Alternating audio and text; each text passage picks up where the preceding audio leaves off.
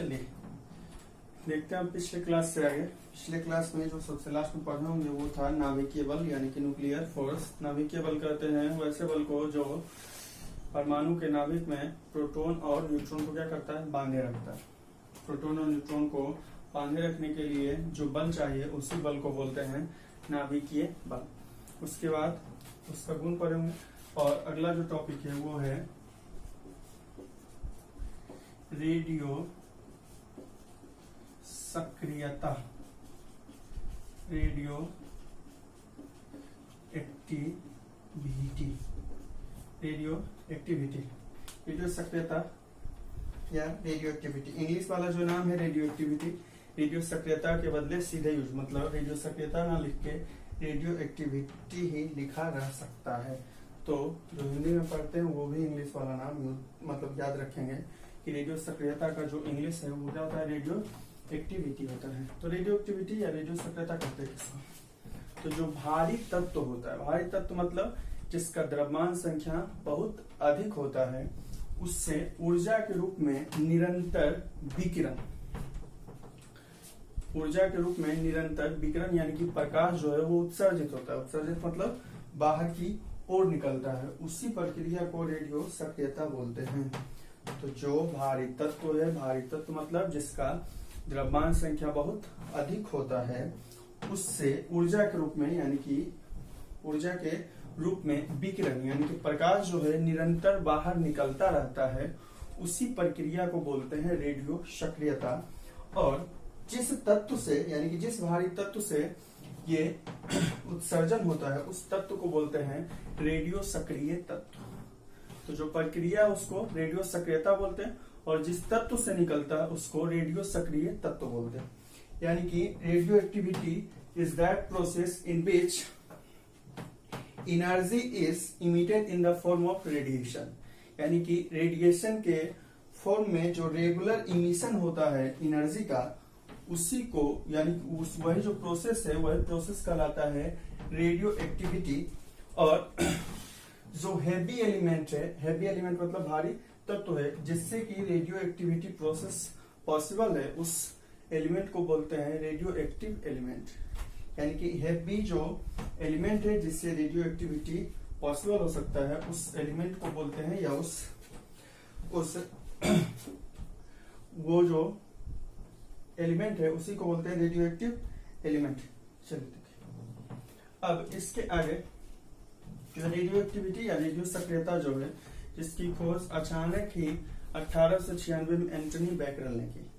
Radio सक्रियता की खोज 1896 में एंटनी बैकरल ने अचानक ही की। उन्होंने यह पाया कि भारी तत्व यूरेनियम जो है, जो एक भारी तत्व है यानी कि जिसका द्रव्यमान संख्या बहुत अधिक है, उससे निरंतर जो है विकिरण के रूप में ऊर्जा उत्सर्जित हो रहा है, जो काले मोटे कागज या फोटोग्राफिक प्लेट को प्रभावित कर सकता है। एंटनी बैकरल ने 1896 में यह पाया कि जो भारी तत्व यूरेनियम है उससे विकिरण के रूप में जो है ऊर्जा निकल रही है, जो काले मोटे कागज या फोटोग्राफिक प्लेट को क्या करता है, प्रभावित कर सकता है। यानी कि वो उसे प्रभावित करता है। तो इसके कुछ समय बाद ही 1898 में यानी कि 1896 में एंटनी बैकरल ने यह बताया कि यूरेनियम जो भारी तत्व है उससे विकिरण के फॉर्म में यानी कि रेडिएशन के फॉर्म में जो एनर्जी निकलता है, ऊर्जा निकलता है, वो काले मोटे कागज को या फोटोग्राफिक प्लेट को क्या करता है, प्रभावित करता है। इसके कुछ समय बाद 1898 में क्यूरी दंपति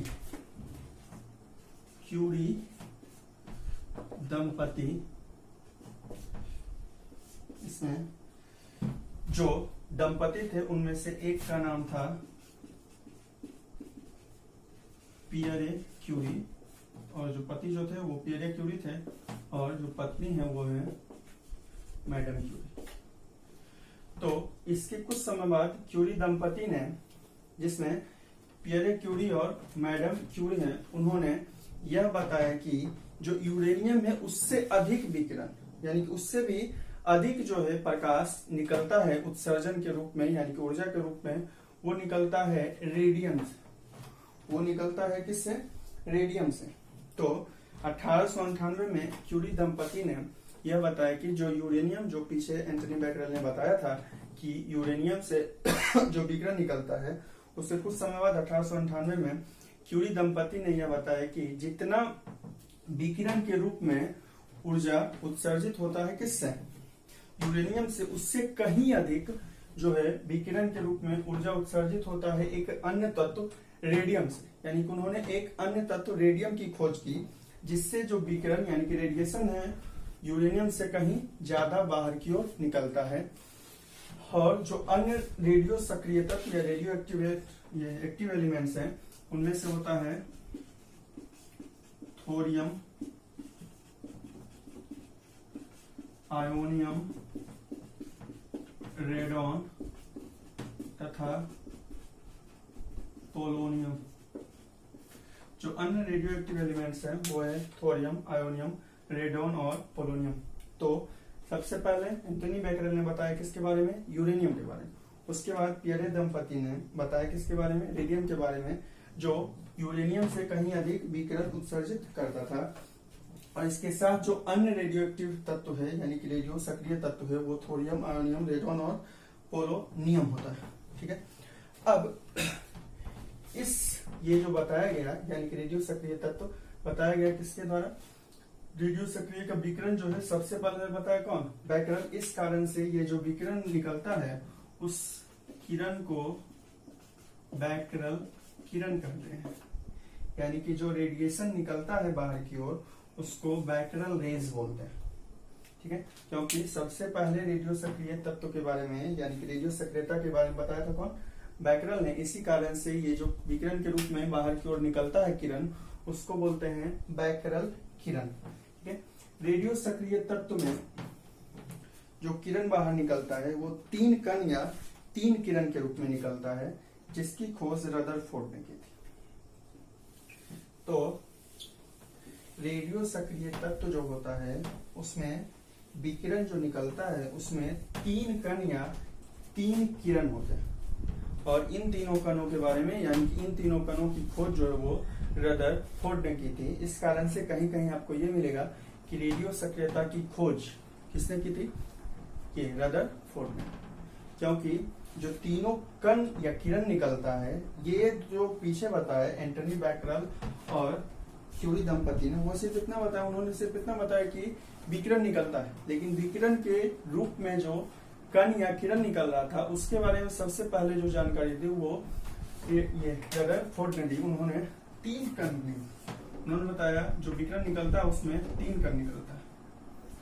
अल्फा पार्टिकल्स, दूसरा बीटा पार्टिकल्स और तीसरा गामा पार्टिकल्स।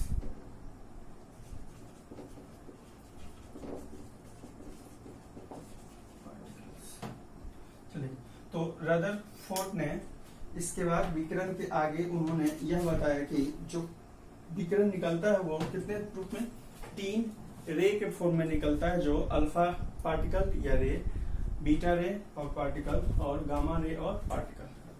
तो उन्होंने इसकी खोज इस प्रकार की कि उन्होंने किसी रेडियो सक्रिय तत्व को विद्युत क्षेत्र आरोपित किया, यानी कि उस पर विद्युत क्षेत्र मतलब एक धनात्मक वाला टर्मिनल और एक ऋणात्मक वाला टर्मिनल।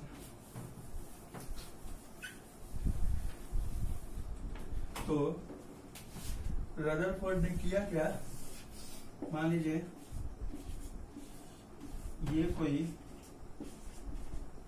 भारी तत्व या जिसको बोल सकते हैं आप रेडियो सक्रिय तत्व, ये कोई रेडियो सक्रिय तत्व है, इस पर विद्युत क्षेत्र आरोपित किया। विद्युत क्षेत्र मतलब दोनों टर्मिनल, एक धनात्मक वाला टर्मिनल, एक प्लस वाला और दूसरा कौन सा? माइनस वाला। तो विद्युत क्षेत्र जब आरोपित किया, एक पे जो आवेश था वो कौन सा होगा? प्लस, और दूसरे पे जो आवेश होगा वो होगा कौन सा? माइनस।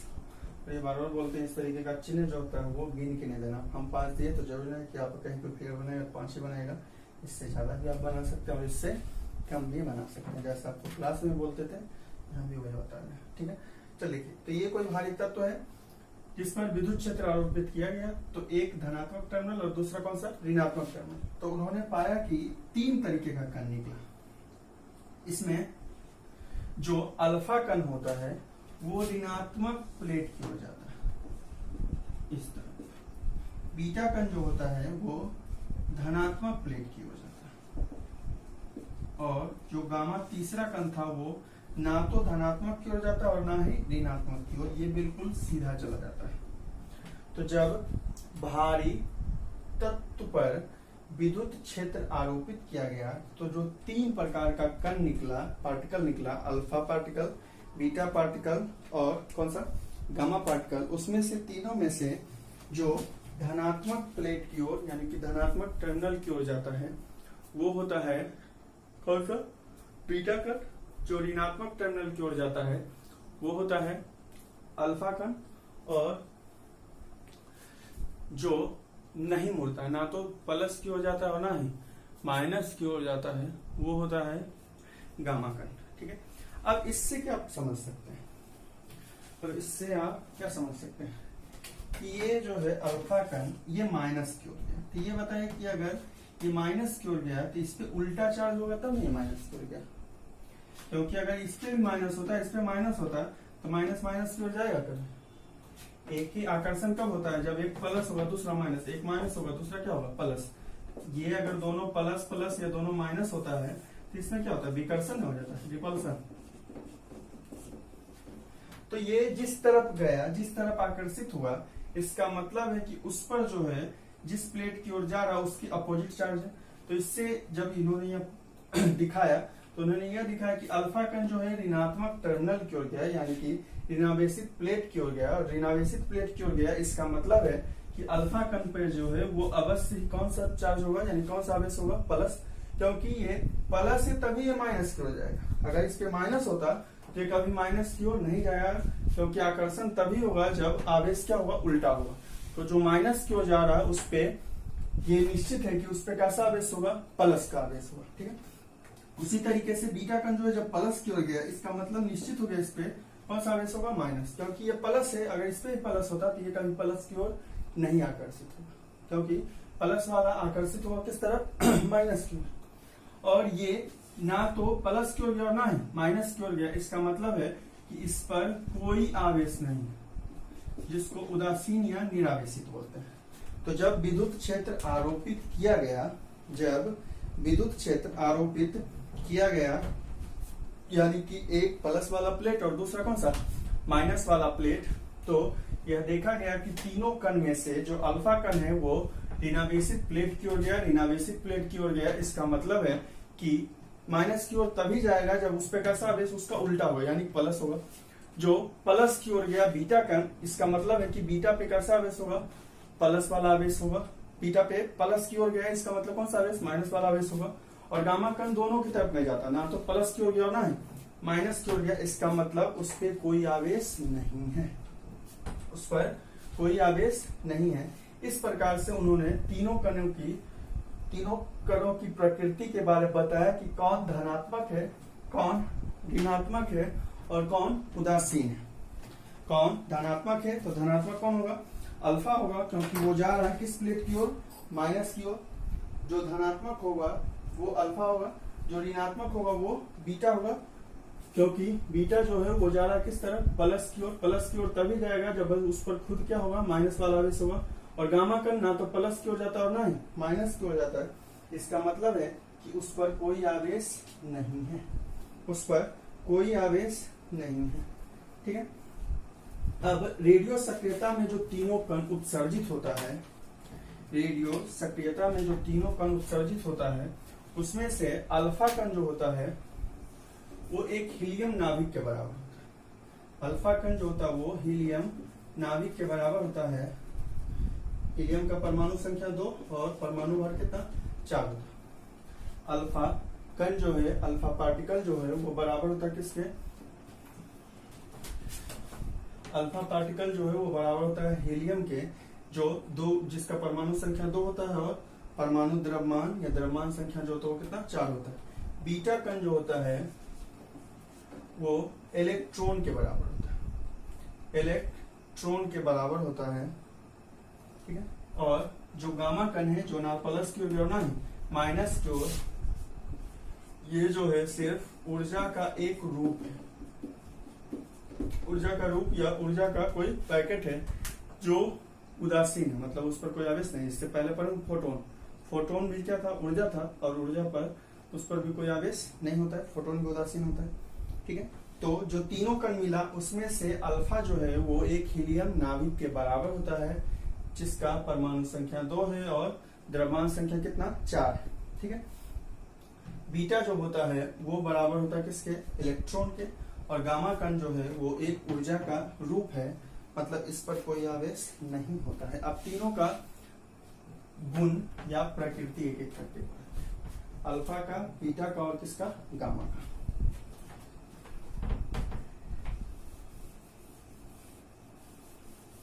रेडियो सक्रियता इंपोर्टेंट है, और इसका जो तीनों कण का जो गुण होगा वो 2 नंबर का क्वेश्चन आ सकता है। अल्फा कण के गुण लिखे, बीटा कण के गुण लिखे, या गामा कण, मतलब तीनों में से किसी एक का गुण लिखे, या यही क्वेश्चन आ सकता है कि रेडियो सक्रियता क्या है, रेडियो सक्रिय तत्व क्या होता है, ये सब कुछ, ठीक है। तो अब एक एक करके पढ़ते हैं। सबसे पहला अल्फा कण के गुण,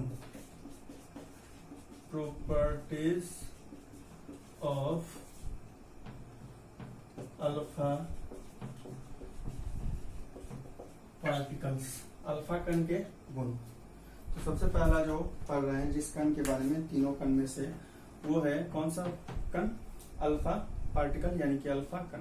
तो अभी तुरंत पढ़े कि अल्फा कण जो होता है वो एक हीलियम नाभिक के बराबर होता है। अल्फा कण जो होता है वो एक हीलियम नाभिक के बराबर होता है। तो जो परमाणु संख्या उसका कितना है, 2 है, परमाणु संख्या 2 है। परमाणु संख्या ही बताता है किसको, प्रोटॉन की संख्या, परमाणु संख्या ही बताता है किसको, प्रोटॉन की संख्या को। प्रोटॉन की संख्या इसमें कितना है, 2 हो गया, यानी कि जो अल्फा कण होता है उस पे चार्ज होता है 2e के बराबर, क्योंकि प्रोटॉन इलेक्ट्रॉन दोनों पे आवेश e ही होता है, सिर्फ प्रोटॉन पे प्लस में और ये क्या बोलते हैं इलेक्ट्रॉन पे माइनस में, यानी कि इसको इस तरह से लिख सकते हैं 2 गुने ई का मान 1.6 गुने 10⁻19 कूलम। तो पहला जो गुण है वो ये है कि जैसा अभी पीछे पर है कि अल्फा कण जो होता है वो किसके बराबर होता है, एक हीलियम नाभिक के बराबर होता है। और हीलियम नाभिक के बराबर, इसका मतलब है कि इसका परमाणु संख्या कितना, 2 है। परमाणु संख्या यानी कि एटॉमिक नंबर 2 है, एटॉमिक नंबर ही प्रोटॉन के नंबर के बराबर, यानी कि इस पे 2 और प्रोटॉन पे जो चार्ज होता है वो कितना, ई हो गया, और ई का मतलब कितना, 1.6 गुने 10⁻19। तो अल्फा पार्टिकल जो है उसका जो चार्ज होता है वो किसके बराबर होता है, +2e के बराबर, ठीक है। दूसरा, क्योंकि अल्फा कण एक हीलियम नाभिक के बराबर है, अल्फा कण किसके बराबर है, एक हीलियम नाभिक के बराबर, इसका मतलब इसमें प्रोटॉन की संख्या, प्रोटॉन की संख्या कितना, जो परमाणु संख्या यानी कि 2, और न्यूट्रॉन की संख्या कैसे निकालते हैं, परमाणु द्रव्यमान में घटाते किसको, परमाणु संख्या को, यानी कि 4 - 2, यानी न्यूट्रॉन की भी संख्या कितना, 2। तो अल्फा कण जो है जो एक हीलियम नाभिक के बराबर होता है, जिसमें 2 प्रोटॉन होता है और 2 न्यूट्रॉन होता है। पहला जो गुण है वो अल्फा कण पे जो आवेश होता है वो कितना होता है, बराबर +2e के, जहाँ ई बता रहा है प्रोटॉन पर जो आवेश होता है 1.6 गुने 10⁻19 के। दूसरा जो है वो है कि अल्फा कण जब हीलियम के बराबर होता है, हीलियम नाभिक के बराबर, तो अल्फा कण का परमाणु संख्या कितना, ये हीलियम का परमाणु संख्या कितना, 2। इसका मतलब है कि अल्फा कण में प्रोटॉन की संख्या कितना, 2 होती है, और इसमें न्यूट्रॉन की संख्या निकालेगा तो 4 में से 2 घटाएगा, यानी कितना, 2 होता है, ठीक है। तीसरा, अल्फा कण जो किसी रेडियो सक्रिय तत्व से उत्सर्जित होता है उसका वेग होता है 1.4 गुने 10⁻7 मीटर प्रति सेकंड से 2.2 गुने 10⁻7 मीटर प्रति सेकंड। यानी कि जब किसी भारी तत्व से या जब किसी रेडियो सक्रिय तत्व से अल्फा कण उत्सर्जित होता है तो उसका जो वेग होता है वो 1.4 गुने 10⁻7 मीटर प्रति सेकेंड से लेकर 2.2 गुने 10⁻7 मीटर प्रति सेकेंड। तो जब किसी भारी तत्व से अल्फा कण जो बाहर की ओर निकलता है तो उसका जो वेलोसिटी इक्वल होता है वो होता है किसके किसके बीच में 1.4 इंटू 10⁻7 मीटर पर सेकेंड टू 2.2 इंटू 10⁻7 मीटर पर सेकेंड। ठीक है।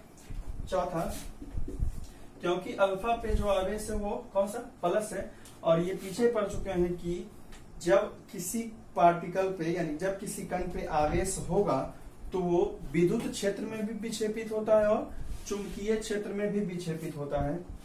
तो जो अल्फा कण होता है वो दोनों विक्षेपित होता है, यानी कि इलेक्ट्रिक फील्ड में भी और किसमें मैग्नेटिक फील्ड में भी।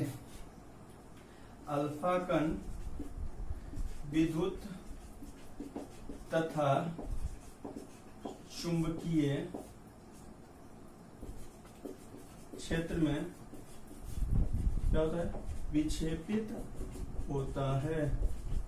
क्योंकि ये कैसा है, धनावेशित है, यानी कि इस पर आवेश कैसा है, प्लस वाला आवेश है। इस कारण से वैसे ही आवेश होगा तो आवेश जिस पर भी होगा, आवेश होने के कारण वो विद्युत क्षेत्र में भी विक्षेपित होता है और आवेश होने के कारण वो चुंबकीय क्षेत्र में भी विक्षेपित होता है। जिस पर आवेश नहीं होगा वो ना तो विद्युत क्षेत्र में विक्षेपित होगा और ना ही चुंबकीय क्षेत्र में विक्षेपित होगा। तो क्योंकि इस पे प्लस आवेश होता है, पॉजिटिव चार्ज है, इस कारण से ये डिफ्लेक्ट होता है किसमें, मैग्नेटिक फील्ड में भी और इलेक्ट्रिक फील्ड में भी, यानी विद्युत क्षेत्र में और चुंबकीय क्षेत्र दोनों में विक्षेपित। मतलब समझ रहे होंगे कि अपने पथ से क्या होता है, मुड़ जाता है। ठीक है। अल्फा कण जो ये 4 हुआ, फिर अगला 5वां है कि अल्फा कण जो होता है वो फोटोग्राफिक प्लेट्स को क्या करता है, प्रभावित करता है। अल्फा कण जो है वो फोटोग्राफिक प्लेट्स को प्रभावित करता है। ठीक है। 5वां है कि अल्फा कण जो है इफेक्ट करता है किसको, फोटोग्राफिक प्लेट्स को। फिर छठा है कि धनावेशित होने के कारण अल्फा कण का आयनीकरण क्षमता जो होता है वो सबसे ज्यादा होता है। धनावेशित होने के कारण अल्फा कण का आयनीकरण क्षमता जो होता है वो सबसे ज्यादा होता है। आयनीकरण क्षमता जो होता है, आयनीकरण मतलब एक साथ जुड़ने वाला जो क्षमता होता है उसका सबसे ज्यादा होता है। फिर अगला है कि ये धनावेशित होता है तो आयनीकरण क्षमता तो सबसे ज्यादा होता है, लेकिन भेदन क्षमता मतलब एक तरफ से दूसरे तरफ गुजरने की जो क्षमता होती है वो इसकी सबसे कम होती है।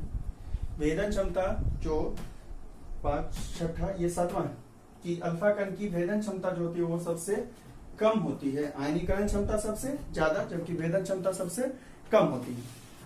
फिर अगला है 8वां कि अल्फा कण का जो द्रव्यमान होता है, अल्फा कण का जो द्रव्यमान होता है, विराम द्रव्यमान, वो प्रोटॉन के द्रव्यमान के 4 गुना होता है।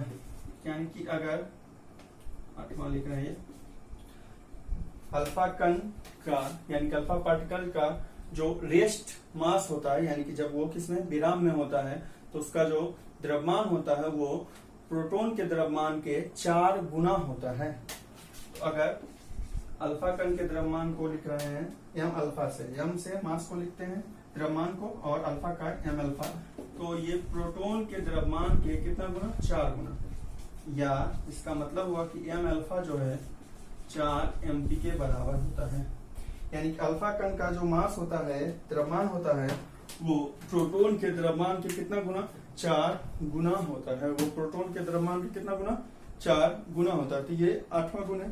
और एक लास्ट 9वां जो गुण होता है कि जब किसी रेडियो सक्रिय तत्व से अल्फा कण को निकालिएगा तो उसका परमाणु संख्या 2 इकाई और परमाणु भार 4 इकाई कम हो जाएगा, क्योंकि ये निकलता है किसके बराबर, हीलियम के बराबर। ये निकलता है किसके बराबर, हीलियम के बराबर, और हीलियम का परमाणु संख्या 2 और परमाणु भार यानी द्रव्यमान संख्या कितना होता है, 4 होता है, मास नंबर।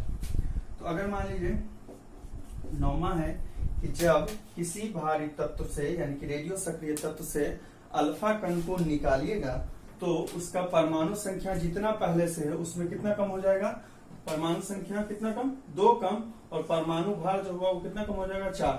यानी कि Z जितना होगा, अगर 80 तो 80 में से 2 घटा दीजिएगा, यानी कितना हो जाएगा, 78। ये अगर कुछ भी मान तो 100 है तो 100 में से कितना घटाएगा, 4, यानी कितना, 96।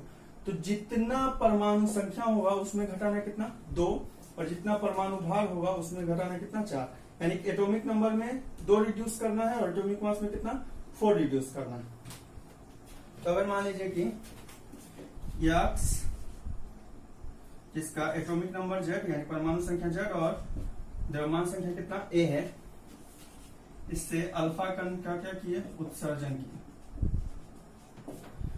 ये कोई रेडियो सक्रिय तत्व है, मान लेते हैं कौन X जिसका परमाणु संख्या एटॉमिक नंबर कितना Z है और एटॉमिक मास कितना A है। इससे अल्फा कण को इमिट करेंगे तो ये क्या होगा, पहले से X है, Z जितना है उसमें कितना पर है 2 घटा देंगे, यानी Z माइनस कितना 2, और A जितना है उसमें कितना घटा देंगे 4, क्योंकि ये हीलियम के बराबर होता है। हीलियम में क्या करना है, परमाणु संख्या 2 होता है तो 2 घटा दिए, और द्रव्यमान संख्या कितना 4 होता है तो इसमें कितना घटा देंगे 4।